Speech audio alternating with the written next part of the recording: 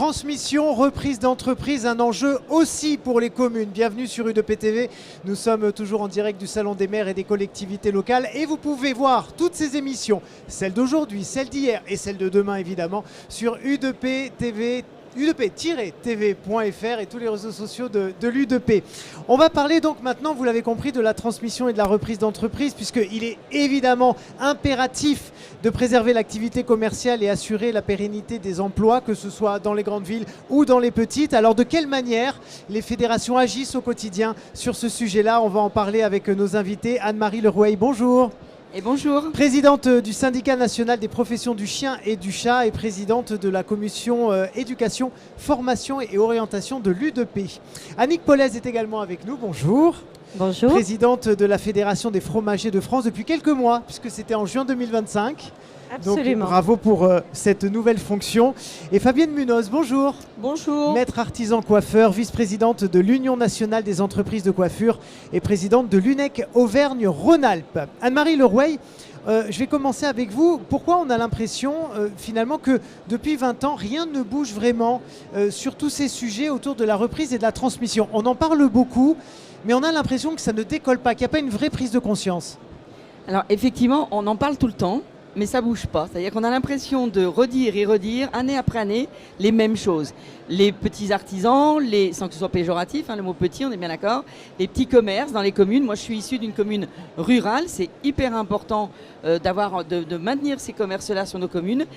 Et en fait, autour de nous, on a tout ce qui est la grande distribution qui s'installe aisément. Et puis, les artisans, ils rament et ils essayent de tenir la tête hors de l'eau. C'est un petit peu délicat de toujours parler de ça et de jamais rien voir arriver. Alors, c'est un peu, vous savez, comme Anne, ma sœur Anne, ne vois-tu rien venir? Moi, je vois rien venir. C'est ça. Mais où le bas blesse? Est-ce que c'est un manque d'information? Est-ce que c'est un manque d'anticipation, selon vous, les symptômes? Les symptômes, c'est peut-être la volonté politique sur le territoire. C'est-à-dire qu'à un moment donné, ceux qui prennent la décision d'accepter ou non, ça reste quand même nos décideurs sur les territoires, notamment les maires des communes. Et vous pensez qu'il manque d'engagement sur le sujet? Oui, ils viennent nous flirter à chaque élection, et ça j'aime bien le dire.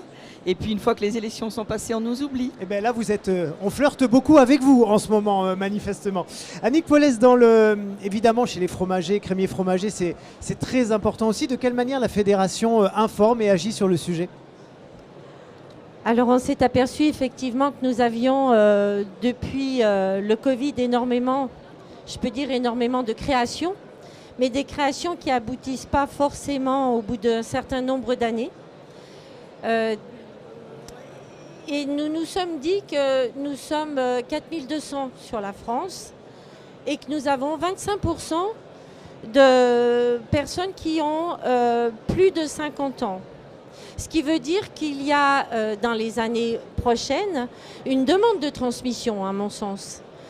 Et fort est à penser que tous ces jeunes qui veulent venir embrasser notre métier pourraient être dirigés, à temps faire se peut bien évidemment, et c'est là où on a besoin de nos maires, se diriger vers une transmission, vers se rapprocher de personnes qui seraient susceptibles de les prendre sous leur aile, de continuer à les former et de pouvoir ensuite avoir cette transmission faite. Et vous avez mis en place des webinaires, des journées découvertes, donc vous agissez concrètement pour ça? On agit concrètement pour ça par le biais de notre centre de formation, mais également par une commission qu'on a mis en place qui s'appelle une commission économie et qui est là pour justement, sur une partie, proposer et voir comment on peut développer pour aider à transmettre. Alors on ne va pas mettre en rapport telle personne avec telle personne, mais quels sont les possibles et comment pouvoir monter des dossiers pour une transmission nette. Même question pour vous, Fabienne Munoz, parce que c'est vrai que le coiffeur, c'est aussi dans les territoires un vrai lieu de lien social, avec effectivement aussi des dirigeants et dirigeantes vieillissants. Donc il y a un enjeu pour vous aussi.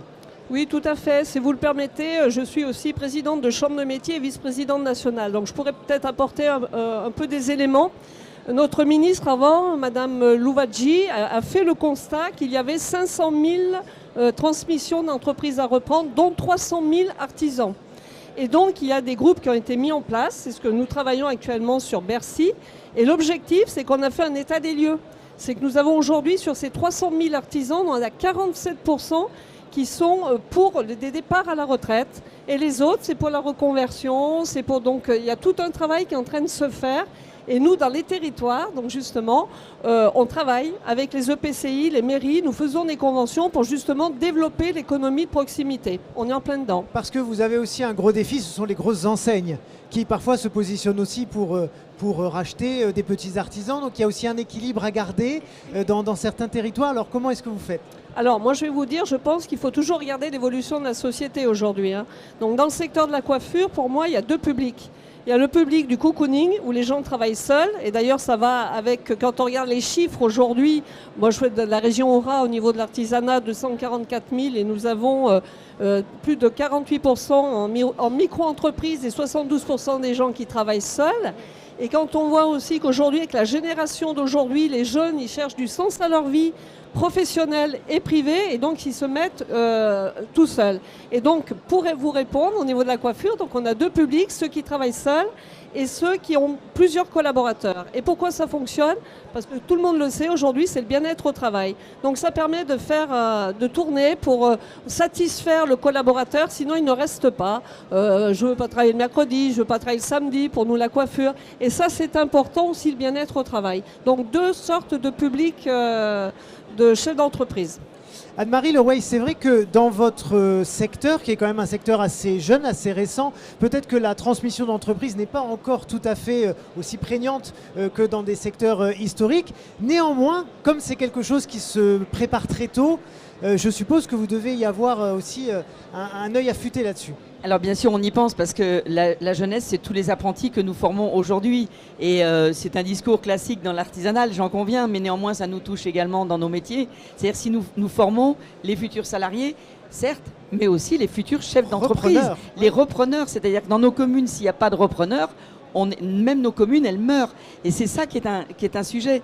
C'est-à-dire que quand on a créé nos entreprises, on a créé aussi notre retraite. Moi, ça, je tiens à le dire aussi. Parce qu'on a construit tout ça, on a fait des sacrifices pour avoir nos entreprises, et en se disant, un jour, on vendra. Mais pour vendre, il faut qu'il y ait la reprise derrière. Il faut qu'il y ait des jeunes qui arrivent. C'est pas que les jeunes ne veulent pas venir dans nos métiers, c'est qu'ils ont peur. C'est-à-dire que quand ils voient la désertion qu'il y a dans certaines communes, eh bien, ils n'ont pas envie de venir. Tu parlais de la coiffure. Moi, j'ai connu ma commune avec 5 coiffeurs. 5 sur une commune de 1500 habitants. Il n'y en a plus que 3.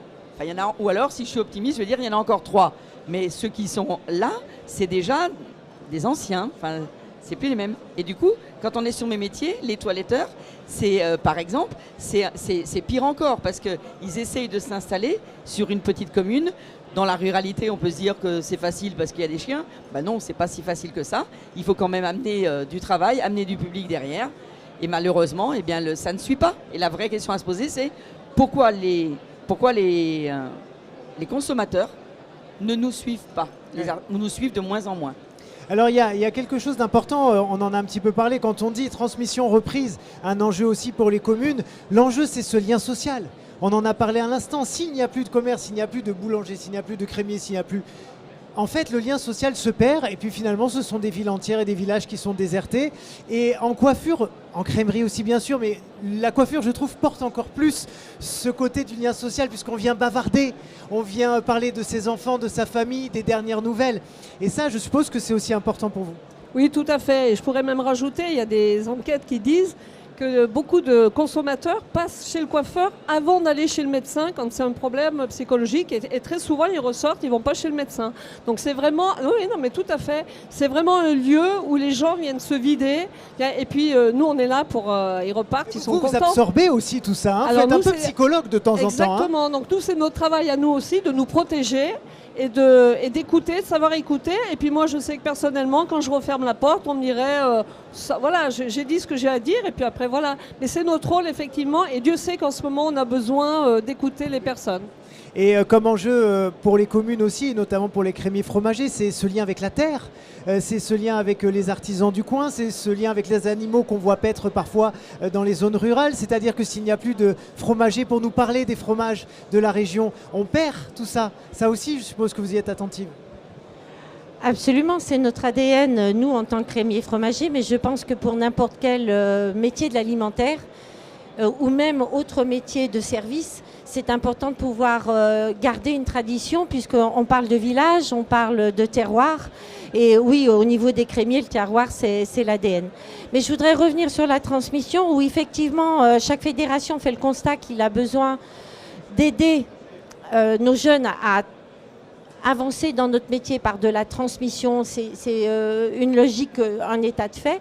Mais je ne suis pas sûre que ceux qui sont en place ont vraiment conscience qu'ils sont dans un questionnement sur l'évolution ou sur leur départ. Je pense qu'il y a un travail à faire aussi à ce niveau-là, en leur disant, écoutez, vous êtes en fin de carrière, vous n'êtes pas obsolète, rien à voir. Au contraire, vous pouvez apporter votre connaissance auprès d'un jeune qui prendra la suite de ce que vous avez entrepris. Et c'est ça, c'est entreprendre par une transmission bénévole, une transmission volontaire, et non pas dans le désarroi de dire dans 2 ans je m'arrête et qu'est-ce que je vais faire, et comment je vais vendre. Cette angoisse, elle est prégnante, hein, elle est réelle. Je pense, et on n'en parle pas assez parce que c'est presque tabou. Mais souvent, effectivement, je reviens à vous, mais effectivement, en coiffure, c'est pareil. On voit parfois de très vieux coiffeurs et qui sont là, mais parce que ça donne un sens à leur vie. Oui. Alors, vous avez tout à fait raison, et en même temps, comme j'ai dit tout à l'heure, la génération qui arrive aujourd'hui veut donner du sens à leur vie privée et professionnelle. Et c'est le rôle aussi, si vous me le permettez, de Chambre de métier de faire ce lien pour, si vous voulez, développer l'économie de proximité. Et aujourd'hui, ce que nous savons aussi, dans les créateurs, nous avons 32% de salariés qui veulent créer leur entreprise et 40% en tant que chef d'entreprise. Et 19%, ça c'est important de le savoir aussi, des chercheurs qui sont en emploi. Donc on a quand même des gens, et moi je dirais aussi, ce qui est important, c'est qu'une transmission reprise, ça se prépare. On ne décide pas demain comme ça d'arrêter, donc ça se prépare. Donc il y a tout un travail d'accompagnement, de réflexion, et d'ailleurs même sans parler de ça, quand on prend sa retraite, faut réfléchir parce qu'il y a un changement aussi. Donc ça se prépare aussi. Anne-Marie Lerouet. Oui, mais je rebondis sur ce que vient de dire Fabienne, c'est-à-dire que quand elle dit « ça se prépare », c'est vrai que pour nous, c'est un peu souvent notre bébé, notre entreprise. Et du coup, ça veut dire aussi quelque part accepter dans notre tête il y a un deuil, que ça y est, il va falloir passer la main. Il n'y a rien à faire, il faut passer la main.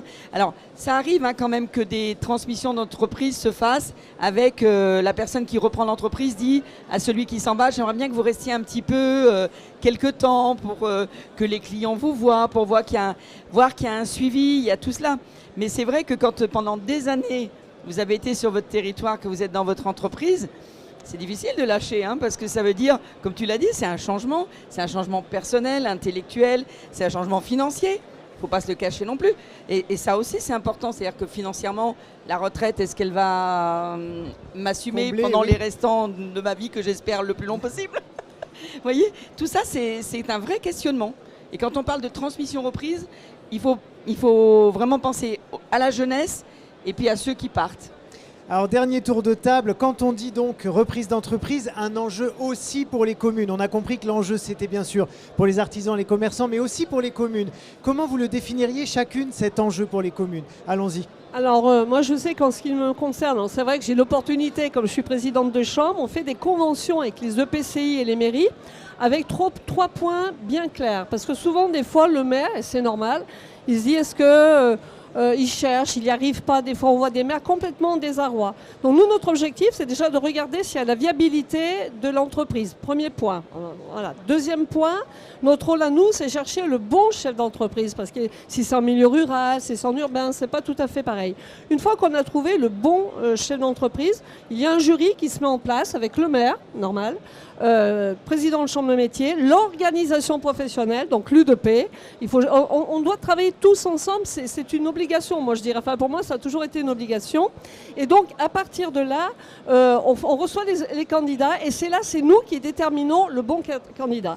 Et troisième chose après, c'est accompagner le chef d'entreprise, parce qu'il ne faut pas le laisser comme ça. Il faut l'accompagner pour justement développer. Et je peux vous promettre que là, moi je suis à 16 conventions, donc je suis en Ardèche, et ça fonctionne du tonnerre de Dieu. Parce qu'on accompagne, c'est le rôle. Voilà. Annick Paulez, cet enjeu sur les communes, comment vous le définissez? Bien, en fait, pour être très honnête et très franche, c'est un démarrage chez nous sur le fait que nous devons penser à cette transmission et nous commençons à nous rapprocher justement des communautés de communes et de divers circuits qui nous permettent justement de comprendre qui est en droit et en devoir et qui peut et qui doit pouvoir transmettre, parce que c'est pas évident. On sait qu'on a un travail à faire aussi auprès de notre centre de formation pour justement diriger ces jeunes vers de la transmission et financièrement leur prouver que ce n'est pas forcément un poids, que c'est un avenir. Et je ne pense que c'est que par les mairies effectivement que l'on peut voir au centre de chaque commune quels sont les enjeux et comment on peut aider nous à notre niveau dans chaque métier, parce qu'il faut qu'il y ait une corrélation entre les métiers. On ne peut pas avoir dans un village quelqu'un qui fait autant de l'épicerie, qu'il va faire la boucherie, qu'il va faire tout mélanger, et quelquefois ils n'ont pas le choix. Mais si on pouvait leur apporter le choix, c'est peut-être ce devoir-là que nous avons de nous faire connaître auprès des mairies et auprès des instances. Anne-Marie Lerouet, pour conclure. Moi, j'ai envie de dire que la continuité de service dans les communes, ça devrait être la priorité de n'importe quelle commune. Quand une commune, elle perd son boulanger, son pâtissier, son toiletteur, son coiffeur ou autre, elle perd de la vie. Et dans nos communes, on a des jeunes qui arrivent avec des enfants et donc des besoins de service, et puis des personnes. Aujourd'hui, on est en train d'essayer de laisser les personnes chez elles le plus longtemps possible. Elles ne peuvent pas prendre une voiture, aller faire des courses ou quoi que ce soit. Elles ont besoin de ce commerce de proximité. Et si les communes, elles ne sont pas à l'écoute de ça, bah c'est foutu. C'est la mort de la commune. Une commune qui n'a plus de commerçants, plus d'artisans, c'est la mort de sa commune. C'est vraiment un raisonnement rural. Mais vous savez, je pense que les communes, elles doivent aussi se réinventer. Moi, je pense toujours à ces mamans, pour l'avoir été quand même, qui ont 2-3 enfants. Elles sont à la sortie de l'école, elles ont des courses à faire. Il faut passer chez le boulanger, il faut passer chez le boucher, il faut aller acheter tel ou tel produit. Et on le fait comment? On met les enfants sur les épaules, il n'y a rien qui est fait. Il n'y a aucune commune qui se dit comment est-ce que je pourrais faire, qu'est-ce que je pourrais organiser pour que la mère de famille, ou le père de famille d'ailleurs, qui va faire ses courses, n'ait pas besoin d'aller prendre sa voiture pour aller faire 15 km et aller à la grande distribution. Il n'y a aucune commune qui se positionne en se disant quelles seraient les idées les plus farfelues qu'on pourrait avoir et qui pourraient peut-être aider à ce que nos territoires continuent d'avoir des commerces sur place. Merci beaucoup à toutes les trois d'avoir été sur le plateau de l'UDP pour parler de ce sujet très très important. Merci à vous, chers amis, d'avoir suivi cette émission. Et on continue, bien sûr, on est avec vous jusqu'à la fin de cette journée. Bye bye.